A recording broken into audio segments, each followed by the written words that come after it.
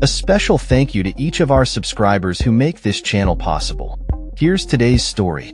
In a recent podcast interview that aired on Thursday, former President Donald Trump made headlines by placing the blame for the ongoing Russia-Ukraine war squarely on Ukrainian President Volodymyr Zelensky and President Joe Biden, while notably omitting any mention of Russian President Vladimir Putin.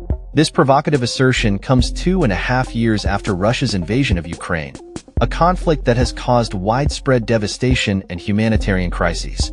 Trump, speaking with podcaster Patrick Bet-David, expressed his belief that Zelensky is one of the greatest salesmen I've ever seen, while also criticizing the substantial military aid provided by the United States to Ukraine.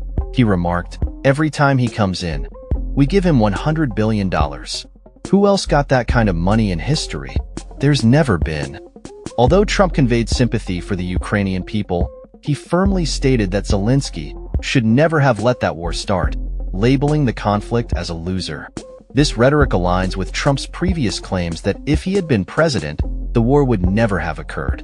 He accused Biden of instigating the conflict, suggesting that a more competent leader could have easily negotiated a resolution before the war began. Trump's comments have sparked significant controversy, as they seem to overlook the complex geopolitical factors leading to the war, including Russia's long-standing ambitions in Ukraine, which date back to the annexation of Crimea in 2014. The former president's remarks also come on the heels of new revelations about his interactions with Putin, as detailed in Bob Woodward's recent book, which suggests that Trump maintained a close relationship with the Russian leader even after leaving office. Trump's insistence on blaming Zelensky rather than Putin raises questions about his understanding of the situation and his approach to foreign policy. Critics have pointed out that such statements could undermine the international support for Ukraine and embolden Russian aggression. As the war continues to evolve, Trump's comments highlight the ongoing debate within the United States regarding military aid to Ukraine and the broader implications of U.S. foreign policy in Eastern Europe. Trump's podcast appearance is not the first time he has criticized Zelensky. He has previously suggested that the Ukrainian president should have made a deal with Putin to prevent the invasion.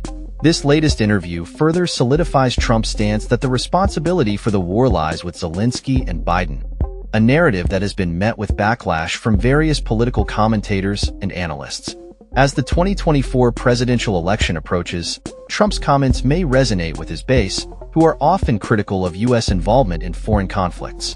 However, the broader implications of his statements could have lasting effects on how the U.S. engages with Ukraine and Russia moving forward. With the conflict showing no signs of abating, the international community continues to watch closely, and the stakes remain high as both military and diplomatic efforts are pursued to bring about a resolution.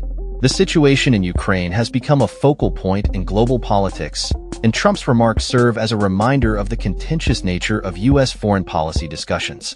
As the narrative surrounding the war continues to unfold, it will be crucial for leaders to navigate these complex issues with care, ensuring that the voices of those affected by the conflict are heard and that the pursuit of peace remains a priority.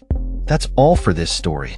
We upload videos every day covering many different subjects, so hit that subscribe button to stay informed. Thanks for watching.